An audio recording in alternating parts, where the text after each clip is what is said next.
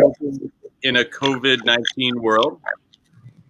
So today, I'm not sure if we have the volume on your screen, Stephanie and Easter. I hear a little distortion. I don't think it's coming from me. Okay. Is the volume? Do you have a Facebook page open now? Yeah. You do? Yeah. All right, that's better? Yeah, that's better. Okay. Okay, so thank you. Welcome, everyone. So this is the third episode or issue of Coping in a COVID-19 World. Thank you for joining us again. Today, I'm very thankful and appreciative to have these two incredible Clay County School District leaders with us. We have Stephanie Jackson, who's the principal at Grove Park Elementary. And we also have Easter Brown, who's a teacher, leader, and resident clinical faculty member at Grove Park Elementary. They're also, kind of give props to our UNF EdD program. They're two stars of that program as well. So before we get started, I just want to kind of frame a little bit of how I know, I'm privileged enough, I think, to know Stephanie and Easter. And really, it was initially through what I believe is their groundbreaking work, really trying to think differently about how schools can be, once again, hubs of community care. And so I had heard about both of them and their commitment to the neighborhood surrounding Grove Park Elementary, and really their commitment and care for those neighbors. So their efforts and their practices that I do think are on the cutting edge, really about relationships, has been something that I've been enriched by and have learned a lot by.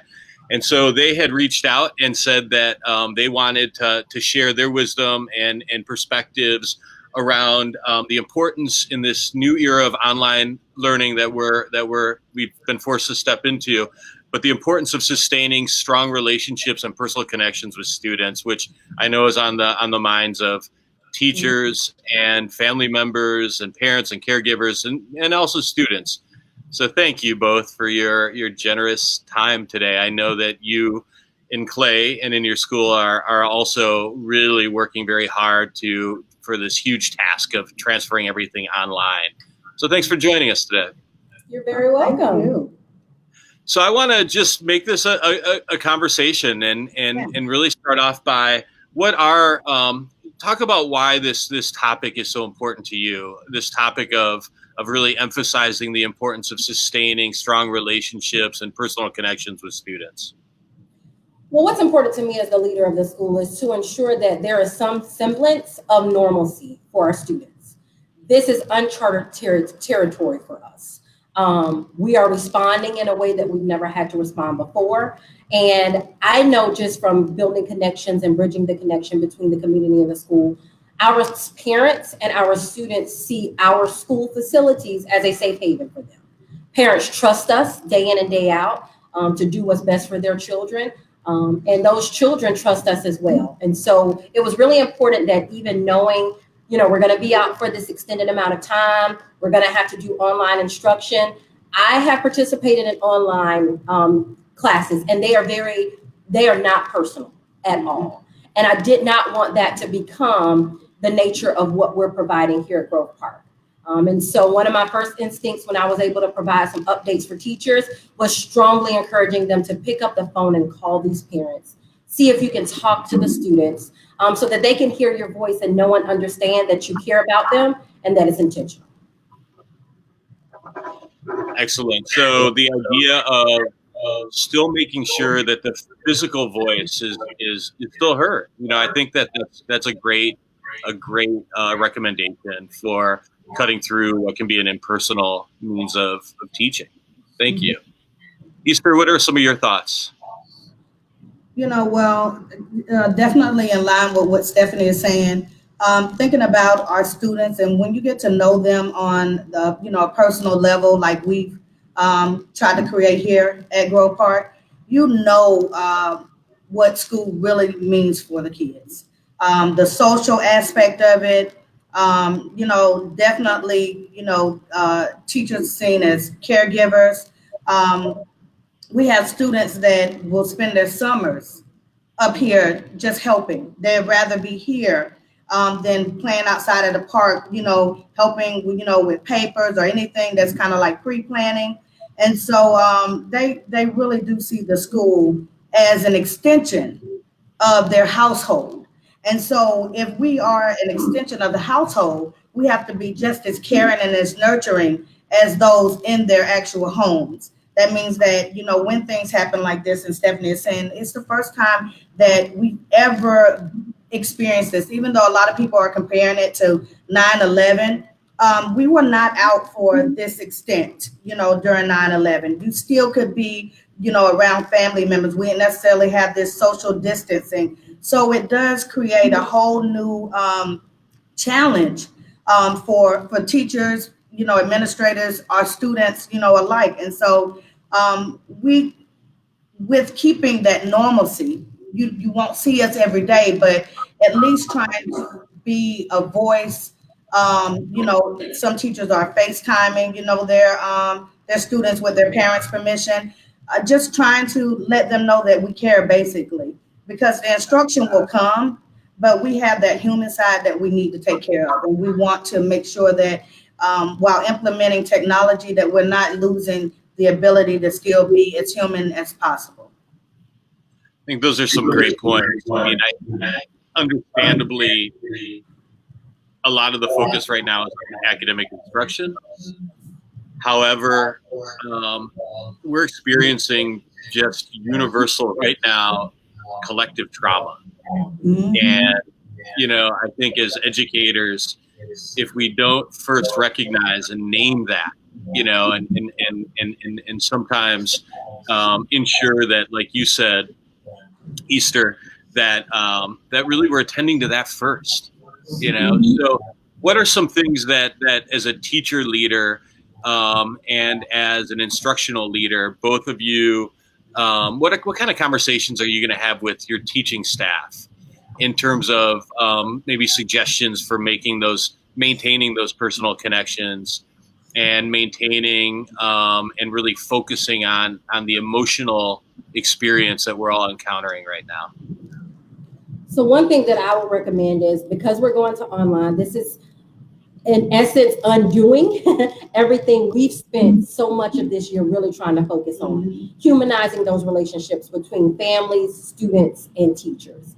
And so with the advent of this online instructional push, I am going to encourage teachers to set office hours. This is very different from actually having students in our classes where we can have that interaction with them, but having a set number of office hours each week for parents to be able to pick up the phone and contact them, or to communicate them, via some other type of form, whether it's social media, messenger, or Class Dojo is a program that we've used, but having that dedicated time to provide some guidance. Because again, I can't emphasize it enough, just as a parent myself, this is very new. It's not as easy as sending the kids to school, expecting that they're going to learn all they need to learn in the classroom and be able to come home and work on practice activities.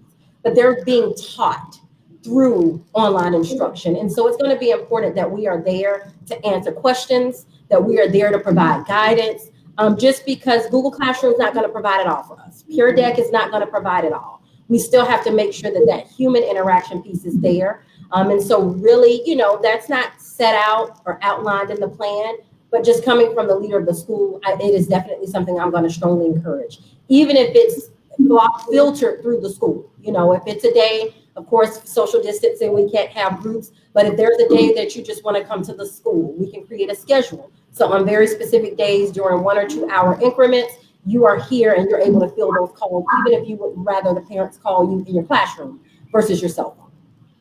Okay. Yeah. And so one of the things, I've done at the university level is, definitely reach out to our interns. I know, we don't always think about them outside of this classroom, but they're experiencing this too.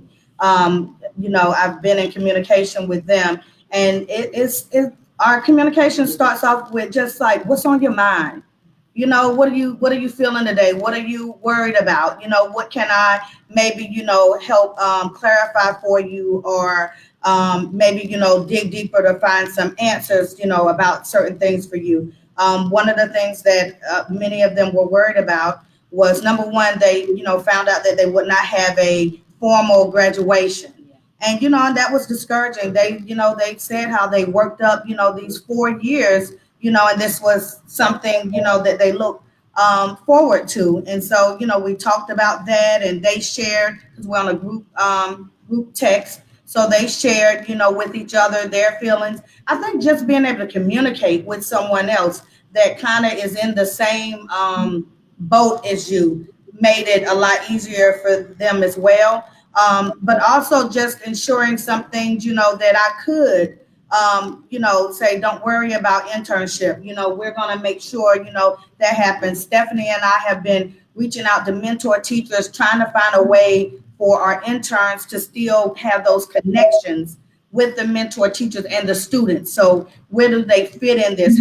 How can we keep them involved, so that they're not just, on the outside looking in. So we've really been trying to communicate and be intentional with, letting them help with virtual lesson plans, maybe having the same way they teach parallel in the classrooms, maybe having certain parents call them, them for help as well as the other teacher, because then now you have 2 people that are able to help during these office hours instead of the one person, kind of being, overwhelmed with 18 to 25, students calling, her at one time. Yeah, I think those points are great. Easter, the idea of loss, that it just made me really kind of think through with, with your comment about the interns, feeling the loss of not being able to go through commencement. And, I have a senior in high school, so yeah, he's not going to be having a commencement. Yeah, he's concerned, frankly, even about can I start college in the fall? So you're working with elementary students, and they're experiencing, different kinds of losses, but it is a grief process, I would imagine.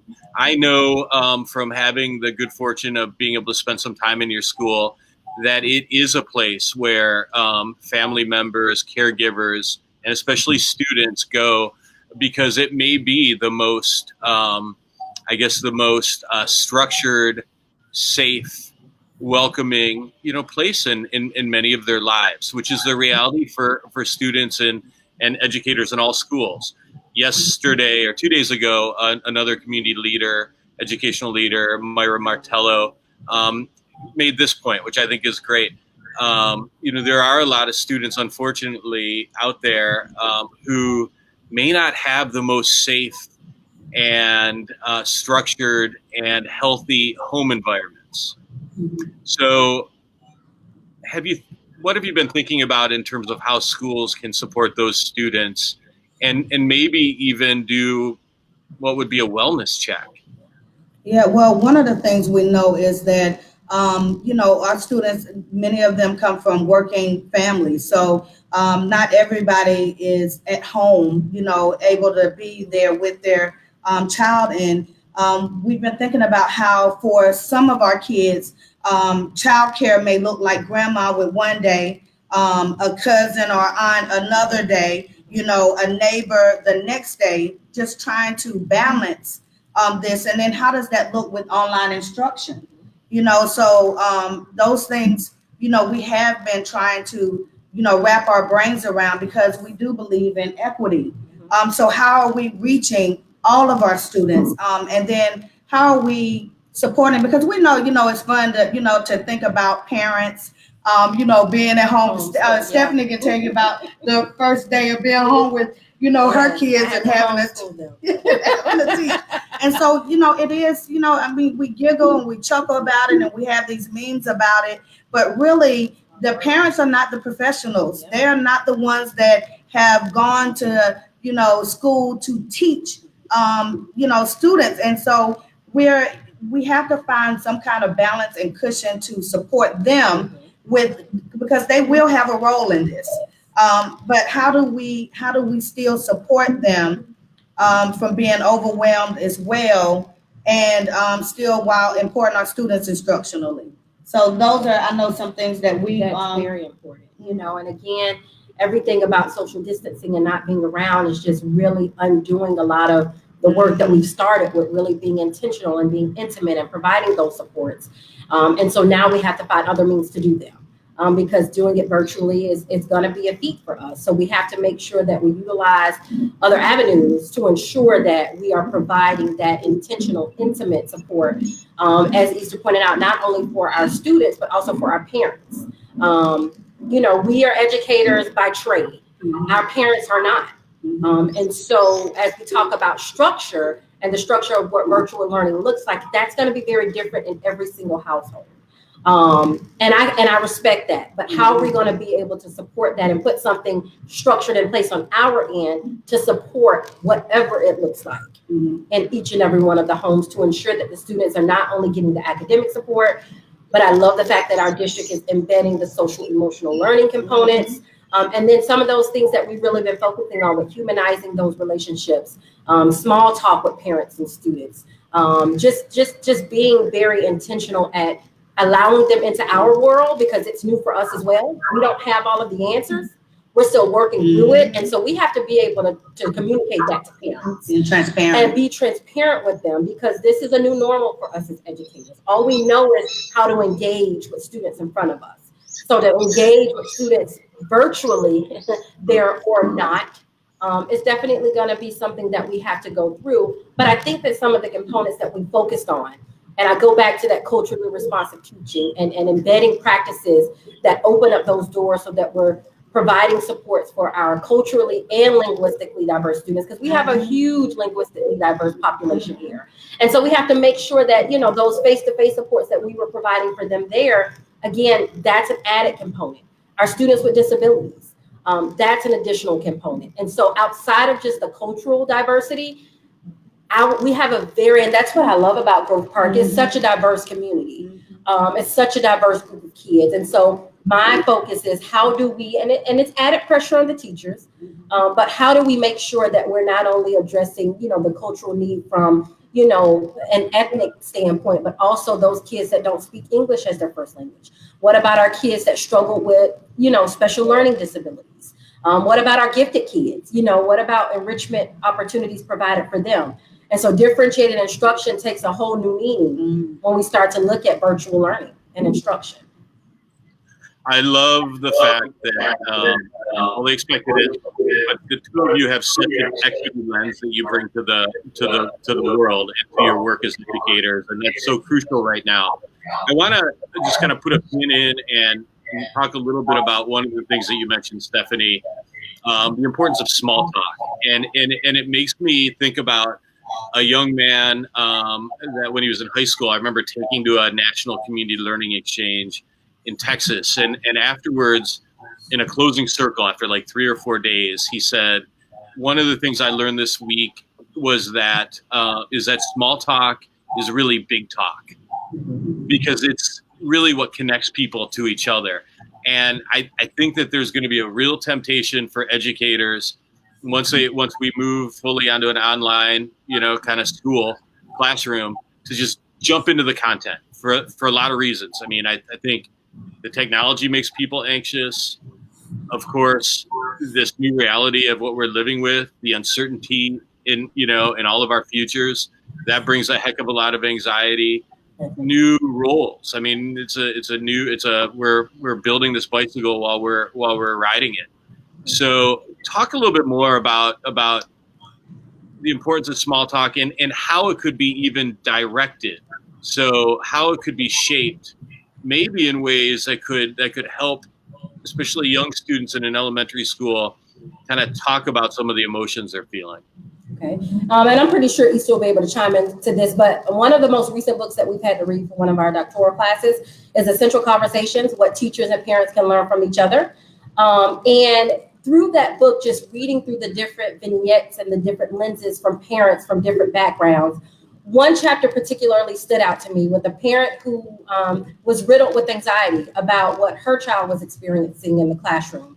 And then as Lawrence Lightfoot, the author, starts to continue to provide more and more insight into that story, what we realized as we got toward the end of the chapter was the parent's own anxiety from what she experienced as a part of schooling was something that truly affected her and how she interacted with the school, what her perspective of was of the school. And so we think about this being unprecedented. Our parents, and as a parent myself of a first grader and a third grader, I've never had to experience being told you cannot come to the school outside of a Saturday and a Sunday. But the school doors were always open for me. I was always able to stay. Some nights I could stay until 6 or 7 o'clock if my teacher was there, and as long as my mom would allow me. But it was never, you can't come to the school. Even having to tell teachers you can only come 1 or 2 at a time to retrieve your items because of social distancing. You know, as a parent, putting myself in the shoes of a parent and understanding and knowing what that connection is to our parents. Grove Park has always been a school where the doors have been open for parents. We hold community events here on the weekends. It has always been that place. And so thinking about what that parent experienced in the text, she had that anxiety. She know what trials and tribulations she experienced at school. And so for our parents, this is a reverse. And so we have to think about our kids, you know, in years to come. What can they say about 2020? We were told we could not come to the schools and we were forced to learn online. And so all that we've learned about intimacy and relationships and humanizing those relationships, it's going to be something that they're in turn going to hold. And that's going to be a perspective for them as they grow older and as they start to bear their own children and have to experience that. And so I always encourage my teachers to understand the anxiety for parents. Some of our parents are not technologically savvy because as they went to school, technology wasn't the centerpiece, right? Mm-hmm. It was all about books and papers and writing and, you know, having physical books in your hand. There were no blended learning opportunities for our parents or for us as parents. And so we have to make sure that we're providing supports for parents.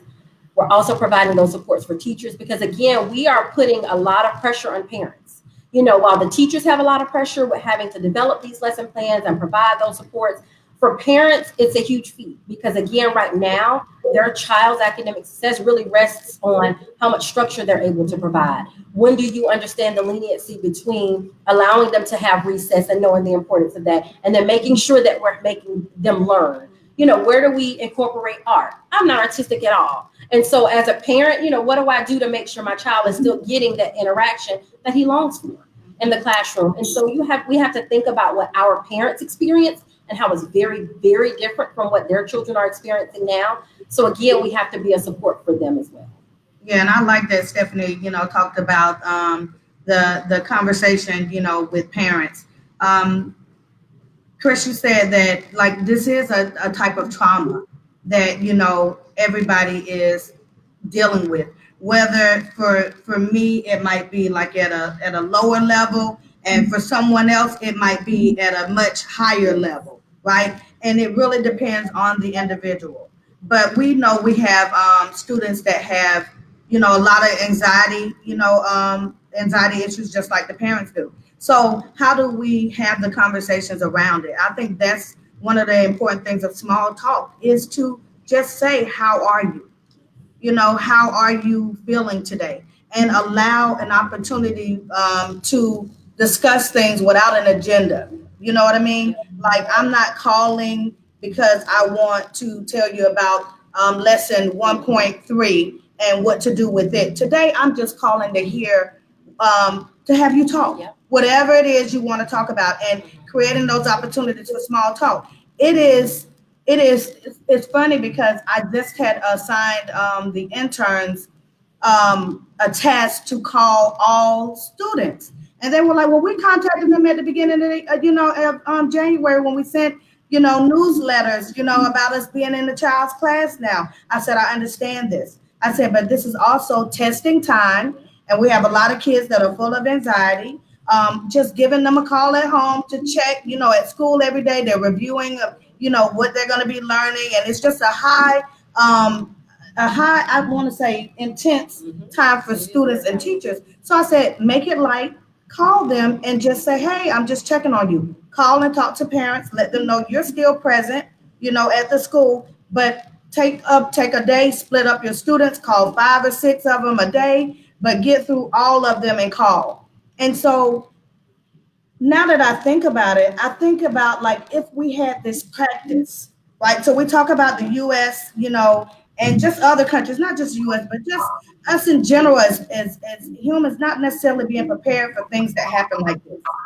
How do we create how do we move forward to ensure that if something like this were to ever happen again, we don't have to go back to square one to try to figure out how to create these relationships, but that these relationships are going on all year long. So it's not awkward for teachers to pick up the phone and call parents and say, hey, how y'all doing over there? Everybody okay? I know we can't get over there, but I just wanted to, see what's going on. What are you and the kids doing? What y'all got planned? Speak to the kids if you can. But those things are in place periodically throughout the school year. So if we have a crisis like this, it just, we're already prepared in a sense of that social support, because we truly intimately know each other in a more, I guess, in a more intimate way. Yeah, I mean, I think that's an excellent, optimistic take on this, that this might be an opportunity to strengthen the social fabric that kind of binds us in an unexpected way, and in an unexpected, obviously shocking kind of time. One of the stories actually that I always tell about both of you and your school is the level of care that you have for the neighbors in the neighborhood. That after a recent hurricane, for those of you watching and listening, Easter and Stephanie made sure that the neighbors immediately around the school were safe and checked in with their needs. And I think that right now, that I was trying to help earlier today figure out, talk about crazy unexpected needs. There's like a toilet paper shortage that we've all been hearing about, right? Well, there's a couple of elders that are in our, kind of network, educators themselves, who are running very low, if not out. And, people in their 80s should not be standing in lines waiting for the possibility of a toilet paper delivery. It's just too dangerous. So, we're trying to use our network to be resource brokers, basically, just in probably the most surreal way, and so I think that the innovations that will come from schools that remain committed to the community, innovations around creating a virtual space where it needs, so you can't go door to door anymore, or if you do, you can only talk through the glass.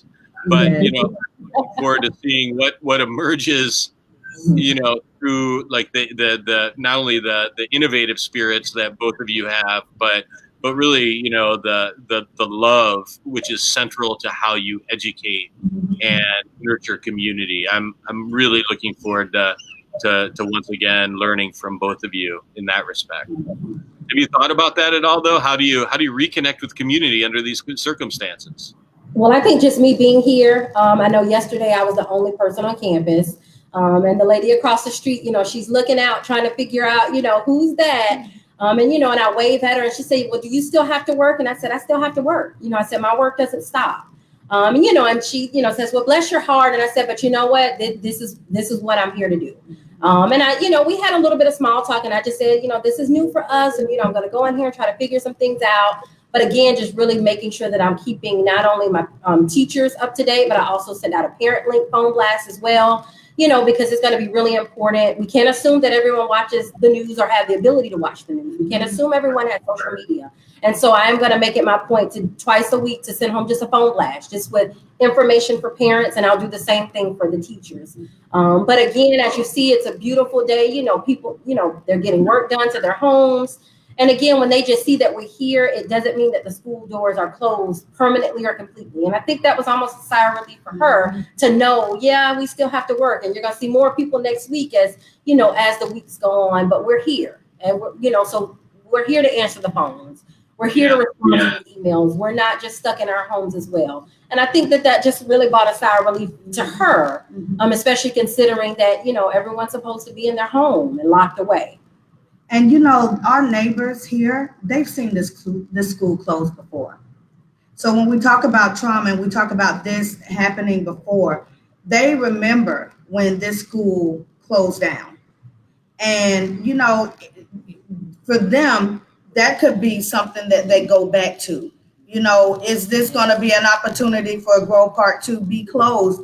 even though we know that's not even a discussion on the board, we're still talking about things that they've experienced. So these neighbors directly around this school, they've seen when this school shut down and, and didn't know whether it would reopen, or not. And one of the issues that I had, coming over here, Chris, was, like we talked about the shortage of toilet paper. So I wanted to call a couple of the ladies that I know, and I wanted to say, hey, what do you need? What can I bring? And I felt completely helpless because there's nothing available. Yep. There's nothing available. I mean, I could not go anywhere. I was telling Stephanie how I stopped by a couple, stores. I couldn't find alcohol. I couldn't find tissue, toilet tissue, anything, to try to find the alcohol to kind of, I guess, substitute for the hand sanitizer and things like that. And so I almost felt like, what do I do? Do I call them and then I go to a store and there's nothing there? And now I made this call and a promise and that I can't deliver on. So this was probably one of the first times that I felt kind of, helpless in a way that I couldn't just say, here, I'm dropping it off at your, I couldn't even say that because we don't know what we have access to. So I guess in a way that's, that was kind of depressing to not be able to pick up something simple like, toilet paper and some bottles of alcohol. Yeah. I experienced that earlier today, and I think that's a great thing for us to consider and talk about too, an important thing, not a great thing. Like, how are you both managing the discomfort, the anxiety of not being able to fulfill some of those roles, like being a resourceful person for somebody in need? I think you're pretty heroic educators, and you are phenomenal at what you do, and you're used to, seeing, really pretty profound successes. So what's it been like to not be able to support people the way that you've always known? It's very disheartening, just to be 100% transparent. I sit here and I look to see what we have available, and I look to be a resource, but it's disheartening because those are the simple things that they need that we're not able to provide. And so we're calling each other around and we're saying, try this store because this is something that would traditionally sell this, but we may find it here because I have everything I need in my home, and I want my kids and my community and the students here to be able to have the same things outside of the internet and the computer access for work. But just the basic necessities is extremely important because this is real. This was something that, as we begin this entire journey, it was something that was first perceived as a hoax. And then it was, we're invincible here in Florida. And then it has materialized into stay away from the schools. And to not be able to say, because Easter is one, she'll help anybody all the time. And that's something that I started to mimic from her, like, how can I help you? And for what they need, I'm unable to do it. And so it's disheartening, because that's, in my mind, I feel like that's the least we can do at this time, is to provide those basic necessities for them, but nothing's available. Yeah. So how you talked about being like a broker, and, being able to provide, some of those things, neither Stephanie nor I live in the neighborhood. And so, we're not out here enough to frequent the stores to make sure that we can catch it at a time that they're fully stocked, or, you know what I mean? And things like that. And so, I found myself, having restless nights. Like I'm up every night. Yeah. Like I'm getting up at like 2 or 3 in the morning, and not being able to go back, to sleep, until late in the afternoon. And for me, because I'm very aware of how I handle stress, I know that's a level of stress, for me. I'm a social person. And so, it's hard to not be social. I love hugging people, and, I love being around people. And so, with not being around the students, like I miss them, I've been thinking about like what it was like to be a classroom teacher, and I wish I had a whole bunch of students, to call. And I'm telling the teachers here, if you need help calling people, I'll call. Like just really craving. Yeah, and so to be able to be here, I mean, when I talked to Stephanie, I said, okay, so who's going to be there? Is our number going to be low enough?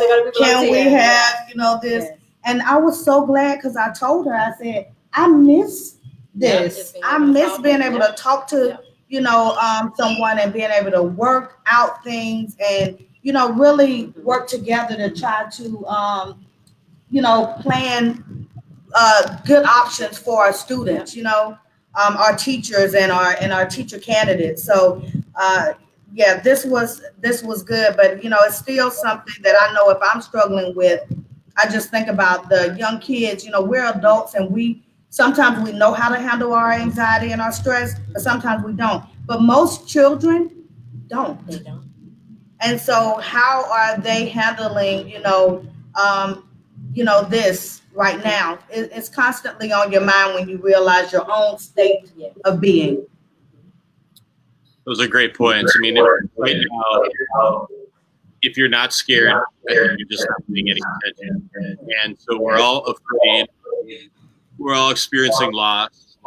I'm an extrovert like y'all, so I'm missing just being around other people, as wonderful as my family is.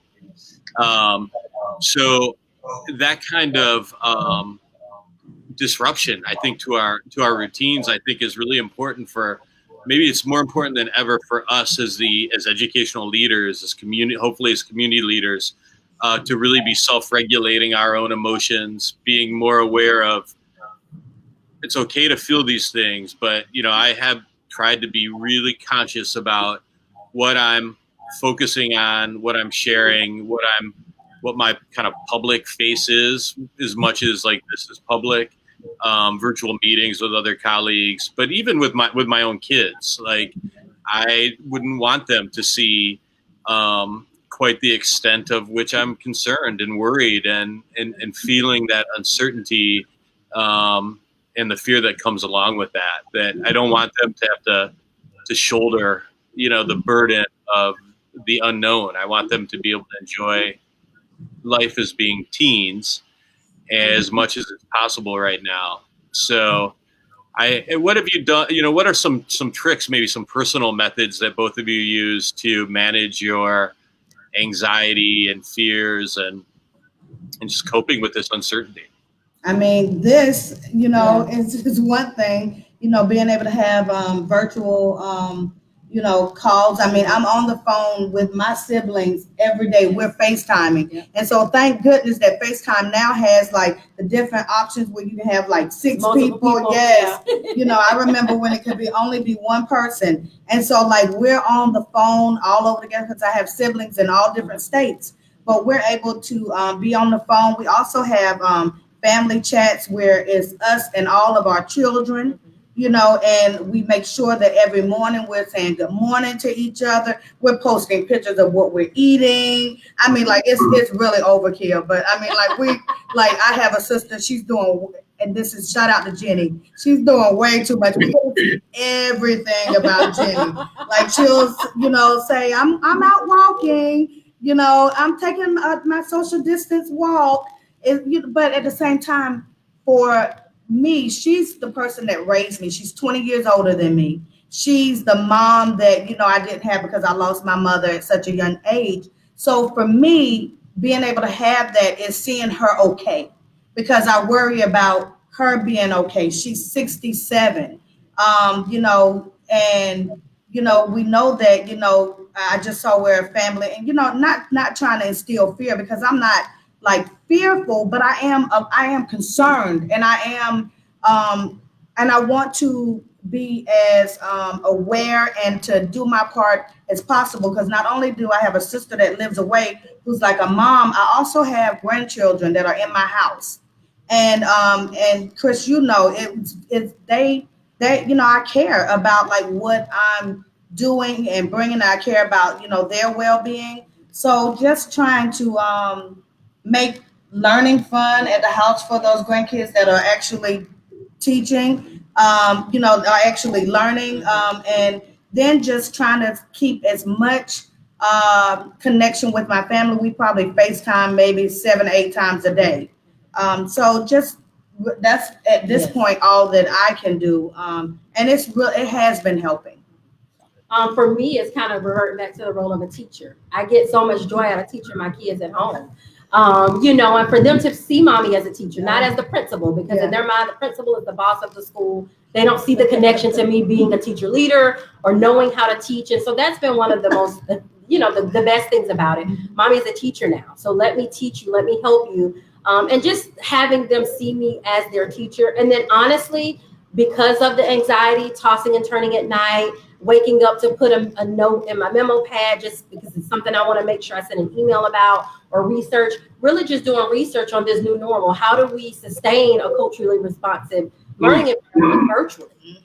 And of course, there's not much research on it because it's new. And so that has been one of the things that I've been spending a lot of time in doing is because I still need to be a resource for my teachers. And again, the same things I'm preaching to them about the kids, I need to be that as a leader. And so I'm constantly looking for different ways other than just the pick up the phone and call. That was one suggestion made, having the office hours. But I know that there's research around some other things that we can do virtually to sustain those relationships that we've built with our families. And so I'm really doing a lot of research centered around that. Just trying to see what I can get to help roll those things out to my teachers. Yeah, that people just started having conversations with me around the importance of we're all researchers. We're prepared and preparing to be researchers, and what a crucial, necessary time to marshal resources to try to figure out what's working, what's not working in a systematic way. Now more than ever is a time to be innovative. So that's kind of been a running theme that we've had going. I think across these conversations the last few days that I know teachers in the past in some school districts have felt constrained by standardization and pacing schedules and guides. And, I think now is a time for everybody to be able to double down on our own spirits of innovation and creativity, that we are making this road while we're walking, and we don't know where it's going to lead to. But under the worst circumstances, what a great opportunity to innovate. Absolutely. I think I was telling teachers, don't let technology out teach you. Yep. Because there is something about us being, warm-blooded, human beings that allow us more insight than a piece of technology could ever see. And so we do have to find creative ways. I mean, and it really is. It's kind of what you said was perfect. This is even though it's an unfortunate time, it is also a time that we are able to just be innovative. Be creative. Yes. Think about, fun and exciting ways that we can reach our students. I know I talked with the teacher about filming yourself,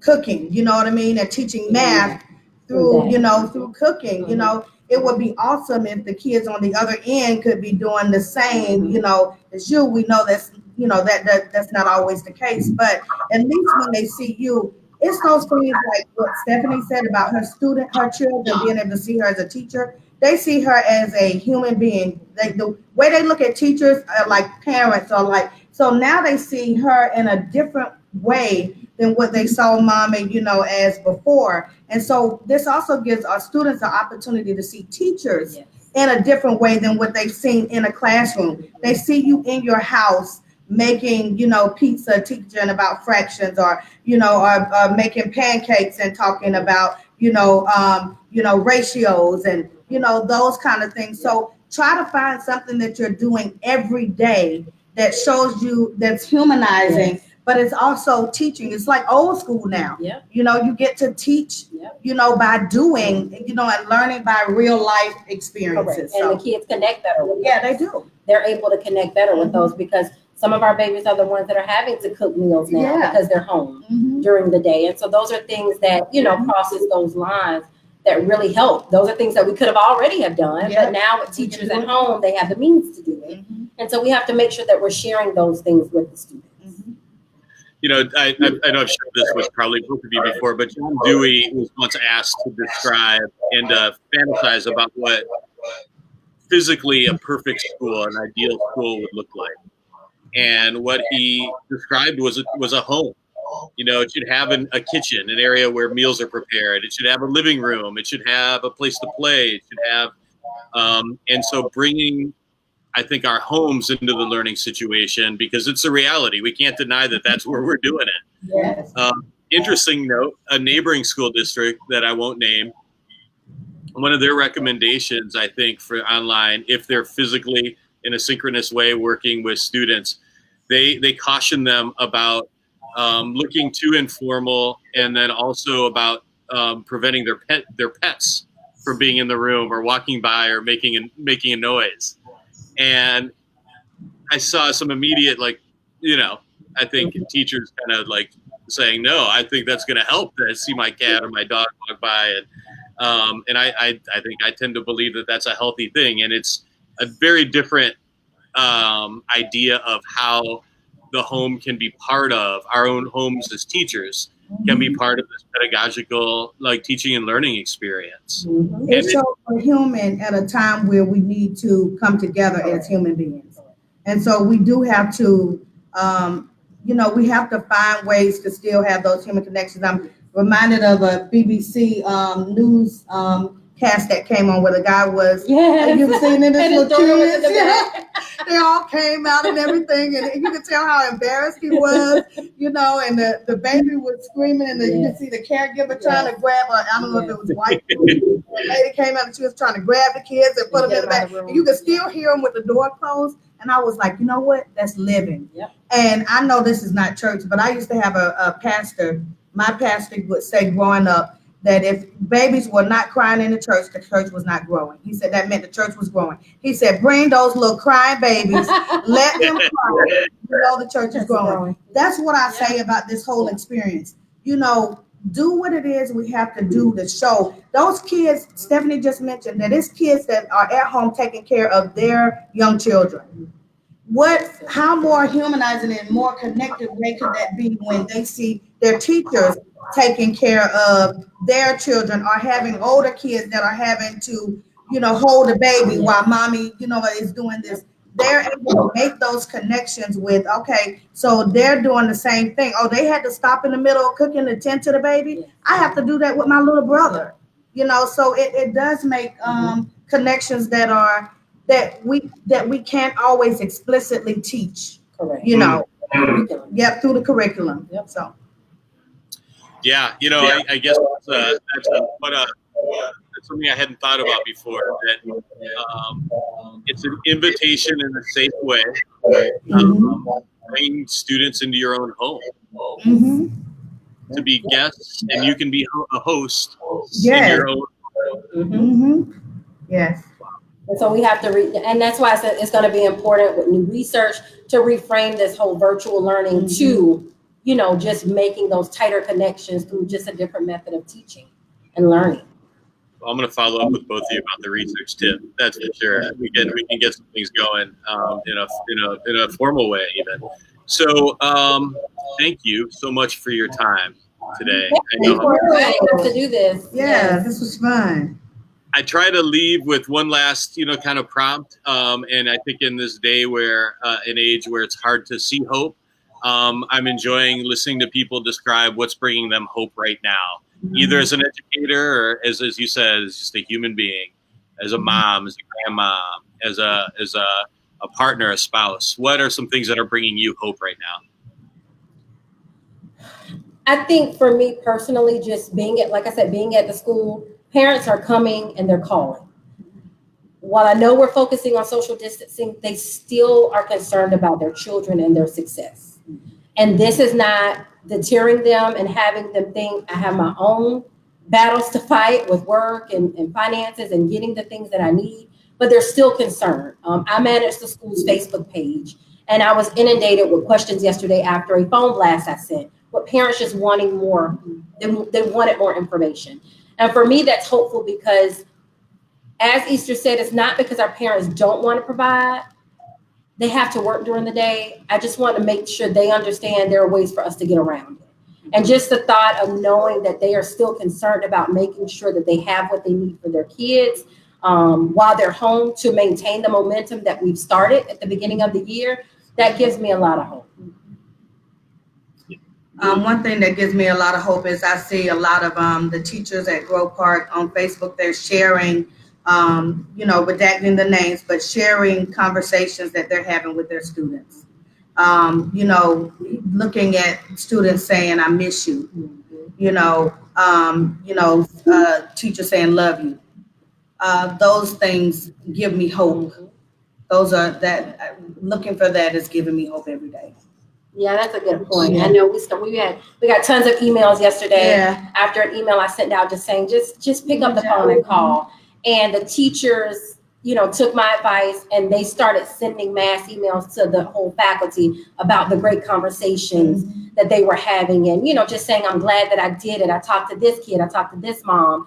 I was able to communicate with this kid via FaceTime or Google Meets. And so that was also very helpful because during this time it's stressful for teachers as well. And I don't want to, I don't want to void that, but they're trusting my leadership even in these times. And even when I'm being transparent enough with them to say, I don't know the next step and I'm taking it day by day, but they trusted me enough to start to pick up their phones. And at least 7 or 8 teachers were sending back emails about conversations that they had with teachers. And they were uplifted from them. They kept encouraging each other. Hey guys, if you have not called your students, call your students. Now. Oh my goodness, it's the best thing ever. So seeing them being uplifted from having the conversations with parents and students, again, it just shows that we're still human. We still have people who are willing to go above and beyond because this is not something you have to do. So still being willing to do that is what, to me, teaching is all about. It's love and compassion first.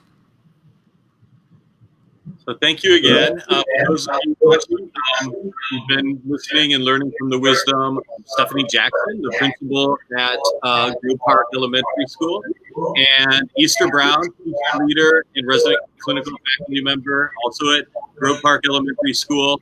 I know, just speaking as somebody who's benefited so much from learning, from what I've learned from both of you, I appreciate your time today, and I'm sure we'll be doing this again sometime soon. In the meantime, good luck as you prepare for transitioning to online learning and supporting the teachers in your school. Thank you so much. And thank you for having us. And we learned so much from you guys too at the center.